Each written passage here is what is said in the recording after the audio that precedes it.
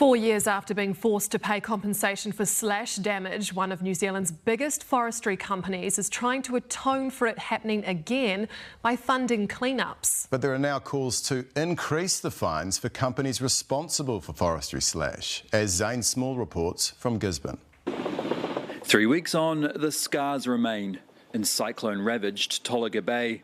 Bob Jackman's lifestyle farm is still covered in silt and slash, but he's grateful to forestry companies for taking some responsibility and offering to clean up the mess. There's no one forestry company that's obviously responsible for this. There's 3 or 4 up there. At this stage, the companies are promising to repair the fence and remove the slash. We live in hope that they stick to their word.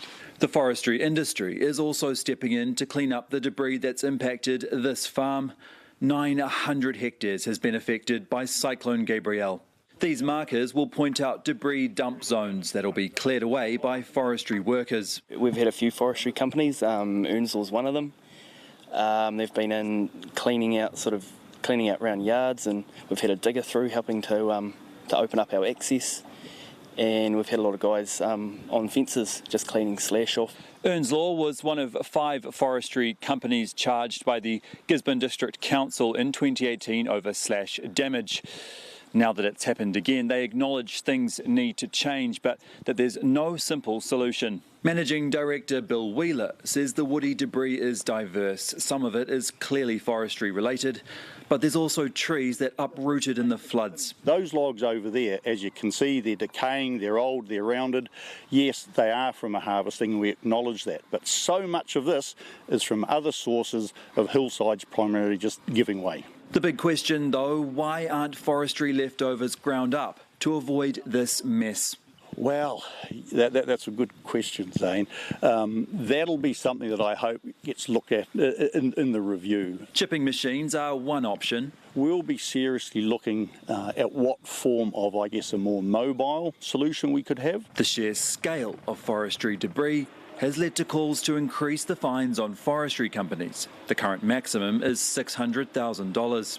This was National's Joseph Mooney on The Nation. We do think the penalty regime should be looked at and look at increasing those penalties. I think as part of the review and the whole discussion around the sort of thing that we're seeing here, it should certainly be looked at. Because while the forestry industry is trying to do the right thing by funding these cleanups, many locals say this should never have happened in the first place. Oh, kia ora, Zane. Well, so how likely is it that these forestry companies could be fined again?